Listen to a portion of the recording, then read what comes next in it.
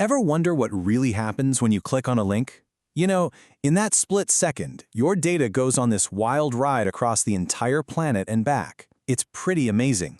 Well, today, we're going to pull back the curtain on that incredible, invisible journey your data takes every single second you're online. So it all kicks off with that one simple click. You want to check out a website, you want to send a message, whatever. The thing is, your computer, it doesn't really understand Google.com. It speaks a totally different language, a language of numbers. So how in the world does it find its way? All right, first things first. Before your device can go anywhere, it needs an address. And to get that address, it has to look it up in what is basically the phone book for the entire internet. And that phone book? It's called the Domain Name System, or DNS for short. I mean, think about it. You don't want to have to memorize a long string of numbers for every single site you visit, right? Of course not. So DNS does all that hard work for us, translating the names we use into the numbers the network needs. It's the essential translator between us and the machines. And here's what that translation looks like in practice. You type in something simple, like Google.com, and behind the scenes, a DNS server looks it up and finds its matching IP address. In this case, 142.250.181.46. Your browser then takes that number and connects to Google's servers. It's a super simple but absolutely vital step that happens over and over again every time you do anything online. Okay, but this brings up a really important question. If DNS is the internet's phone book, it absolutely has to be accurate, right? Because what happens if a hacker manages to secretly change one of the entries? Well, they could send you to a completely wrong number and you'd have no idea. And this is where things get kind of scary. It's a threat called DNS cache poisoning. An attacker can actually fool a DNS server into saving a fake IP address. So the next time you think you're going to your bank's website, you could end up on a perfect copy that's built just to steal your username and password.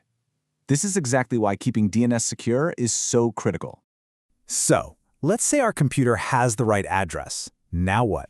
How does it actually send the message? You might think it sends it all in one big piece, but nope. First, the data has to be properly packaged up for the trip.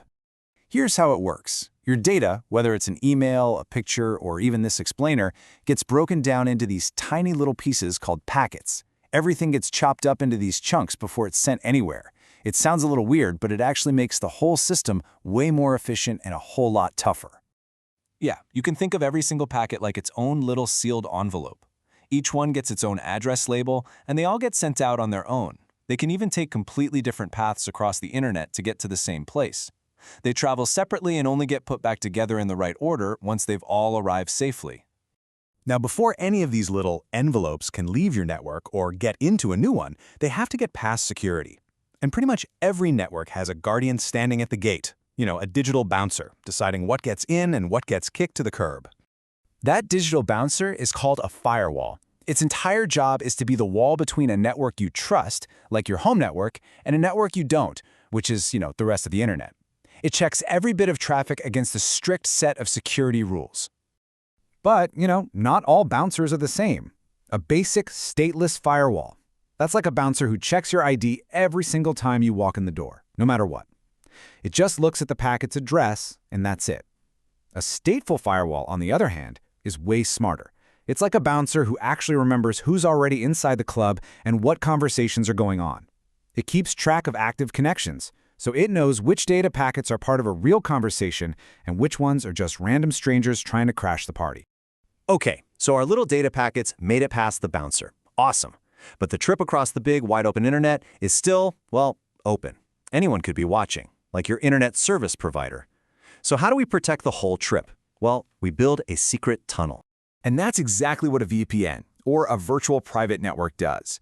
It builds a totally secure, encrypted tunnel from your device to a server somewhere else on the planet. All of your packets, all those little digital envelopes, travel safely inside this private passageway. This visual really nails it. Without a VPN, your ISP can see every single website you go to. But with a VPN turned on, all they see is scrambled encrypted data heading into a tunnel. They know you're connected to a VPN server, sure, but they have absolutely no clue what you're doing in there or where you're going next. Now, this layer of privacy is incredibly powerful, but it leads to a really important question.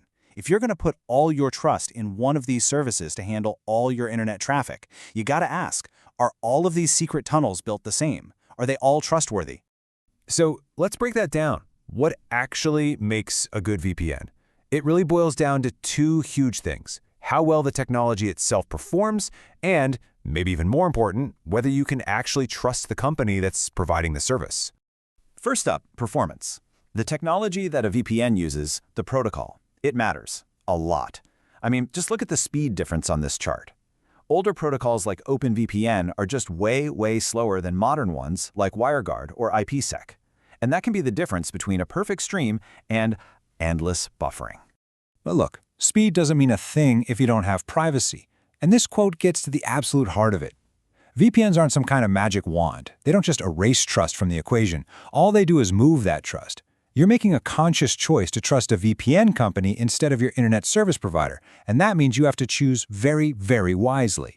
So what should you look for? Well, a truly private VPN makes some very specific promises. They need to have a rock-solid, audited, no-logs policy.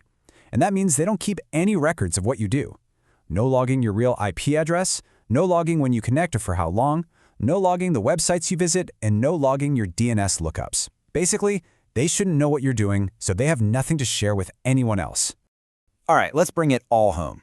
We followed the entire journey, from a simple mouse click all the way to a server halfway around the world and back. It's a pretty complex path. Let's recap. First, the DNS phone book finds the right number for us. Then our message gets broken down into those tiny packets.